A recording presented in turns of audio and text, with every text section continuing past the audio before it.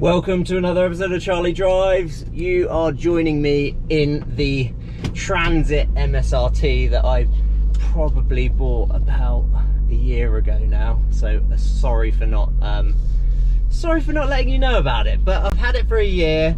It's been a brilliant van. I've literally just picked it up for its 100k service. So I've probably done about 10,000 miles on this thing since I bought it. It's the daily driver of the fleet now. So but yeah, I've basically just had the 100k service done on it, which also means the wet belt replacement as well. So we've had the wet belt done and oil change and all of that other stuff. I'll go through the details of what I've had done in a second. I'll give you a full walk around in the van, just to show you everything. Show you what it's like. I picked this up for under £30,000. It was quite a high mileage car. It's probably the highest mileage MSRT van in the UK that I've found. But ultimately, it's brilliant. It's perfect. It fits the bikes in perfectly. It does everything that I want it to do. It works out to be so much more convenient than the truck as well.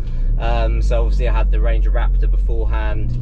I missed having such a large sort of sized vehicle that I could put things in and stuff like that. So the MSRT was definitely the obvious choice, and obviously I did a video quite a while ago in terms of looking at potentially buying one of these. So obviously I made the jump, bought the car, I keep calling it a car, it's a van.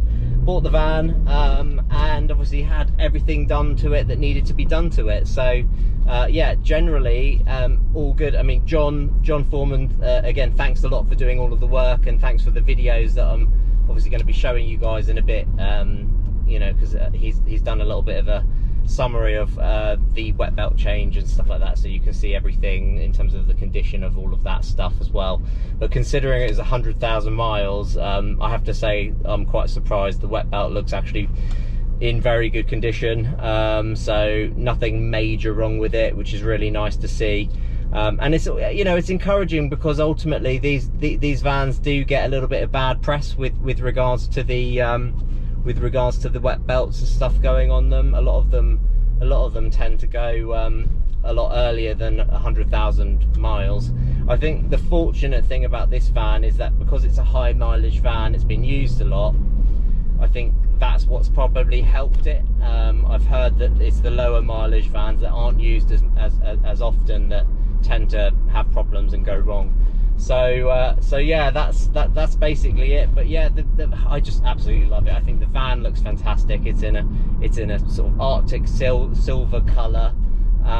It probably wouldn't be the first choice of colour that I'd have chosen, but again, you know, I couldn't really be too picky about the choices, because the budget I had on it was, I didn't want to spend sort of 40, 50,000, 60,000 pounds on newer vans and things like that. So I think this kind of works out to be perfect.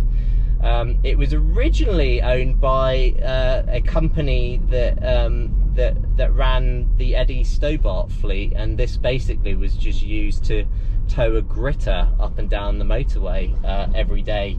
So yeah, ultimately, yeah, high mileage, but probably mostly motorway miles. So really, it's not too bad. It is a manual shift. Again, probably wouldn't have chosen a manual shift, but again, I think, you know, if you have an automatic, it's just another thing potentially that could go wrong. So it keeps the costs low, and you know, relatively minor risk as well, and it's not too bad. I mean, once you're on the motorway, you don't really bother about changing gear and stuff, of course. So from that perspective, it's fine. Parking sensors are very sensitive on this thing. I forgot to mention that to John earlier. But yeah, I mean, honestly, I can't fault this van. It's so nice, such a brilliant place to be. Everything works on it. I love the simplicity of the controls, the aircon, everything it's just easy to use, and the number of cup holders that it's got, it's just perfect. It's perfect for going on long journeys with the family. It's perfect for taking it on bike trips and all sorts of other things as well. So let's go into the actual sort of service summary and overview. and then I'll finish off and talk you through the pricing in terms of how much it's cost me to have this job done, because it is an expensive job to do. There are obviously lots of companies out there that offer to do it. I feel like I've probably done quite well, considering I've gone through the main dealer, and Ford Marshall really do look after me, so they've done a great job. So hats off to them again for really doing such a great job and looking after me. Can't fault them at all. Really, really amazing. So yeah, without further ado, let's go over to John and let's see what the wet belt looks like. Just the cam belt removed from Charlie's van. Yeah, we're normally looking across the top here for sort of cracking, especially like snakeskin. This one's actually not too bad, which is quite good. You see, obviously, I think that's just on the print in that line across there. We are seeing a lot more that the higher mileage vans, where this has obviously done 100,000 miles in 5 years, they seem to last a lot longer than the lower mileage vans. Now the inside is where we normally look, which is where we're looking for the cracking. So you can see it's still golden, but there is small areas where the belt has obviously started to perish, and that's what we're finding in the sump, in the oil pickup. So this one's not too bad. I think we've caught this at the right time to get it replaced. So it's time to get it all built up together. Next job will be to clean all of this down. I have got a new oil pump belt as well, which I'm going to fit as well. We'll clean all of this up and put the new front cover on. When doing the cam belt on one of these 2 litres, it's important to take the sump off and check the strainer. So if you just look inside here, if I can get the right position, you can see just there in that bottom corner all the fragments of belt. And eventually what will happen is that will all get blocked up and lower the oil pressure, which will then cause damage to the turbo or the vacuum pump. So you see quite a lot of these sumps coming back leaking, or people have obviously had the front belts done. Now the reason being is people do like a nice straight bead of sealant all the way around here. Now the problem with doing a straight bead of sealant is when you come to the engine and have a look up here, you can see there's a recess here. So if you get it in slightly the wrong position, the sealant then falls into the recess, and then you've got no sealant on the mating part. So what I like to do is when I go around with the sealant, I always do it in a zigzag pattern, all the way across like this. So when it goes across like that, we know that we're going to get sealant in that mating surface. Just on road test with Charlie's van, and just thought I'd try and share some information, because there's a lot of bad press about these 2-litre EcoBlue engines.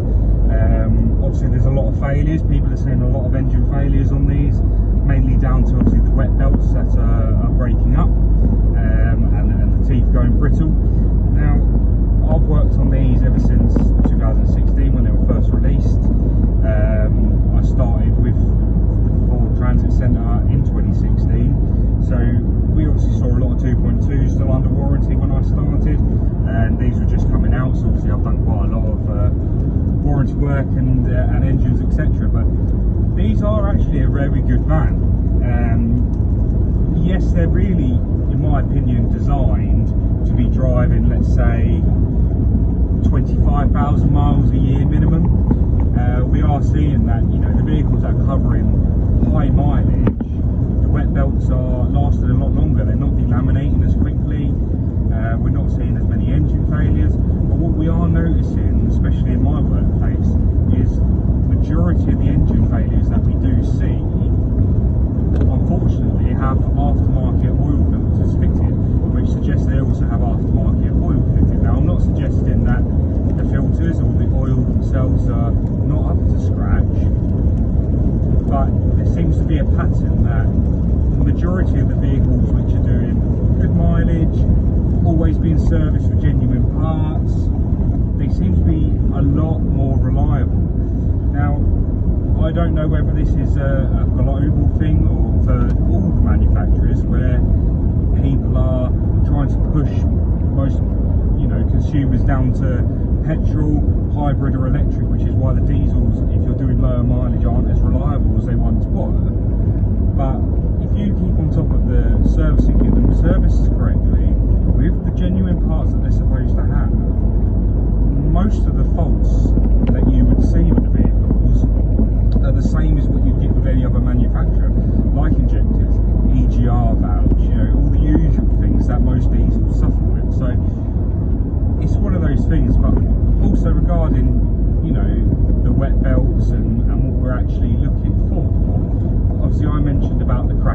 the snakeskin. Now, yes, you can just about inspect that through the oil filler hole. Gives you a rough idea of the condition of the belt.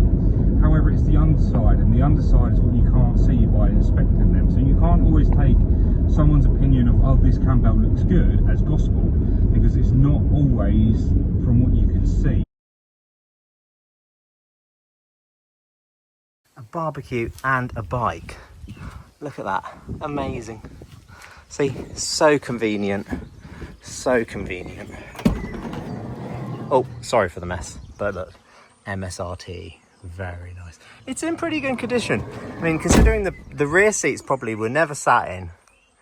So yeah, very, very happy with this. Not bad for 90,000, 100,000 miles, so very good indeed. Right, so just going through the invoice, it's a total of £1,375 plus VAT, so that works out to be £1,651 for the wet belt change and a service, so basically oil change and all that stuff, which they would have had to have done anyway, but it also included a visual check over and everything like that, which they've picked up on, you know, a few issues and things like that. They also replaced a roof grommet, which I got stuck in a car park the other day and slightly scraped the roof. So I managed to get into the car park, but I couldn't get out of the car park. We were in London and it was a bit stressful. We were holding up a load of people behind us. We'd already gone through the barrier to get out, and then we had to go up this like ramp, and as soon as we got to the ramp, the top of the roof started scraping on like a bolt that was hanging down, and it caught one of the grommets. It hasn't actually done any much damage. I'll show you a clip of that now, to the actual roof. Sorry for the noise, but we've got a barbecue in the back. But yeah, so yeah, that was a bit of a pain. So one of the grommets came off, and therefore it would have been letting rainwater in, so I needed to get that replaced. And John also managed to kind of stop the door. The door was making a bit of a creaking noise when we were driving, so he managed to sort that out as well. So overall, as I said earlier, very, very pleased and happy with Marshall's, Ford, Cambridge. They have done an absolutely fantastic job, so thank you very much, guys. Anyway, I hope you enjoyed the video. I will do more of an overview of the van in a later video, so get in the comments, let me know what you think of the van, and if you've got any questions that you need me to answer, I will certainly do that for you. Anyway, have a good one, and I will see you for the next video. Take care. Cheers. Bye bye.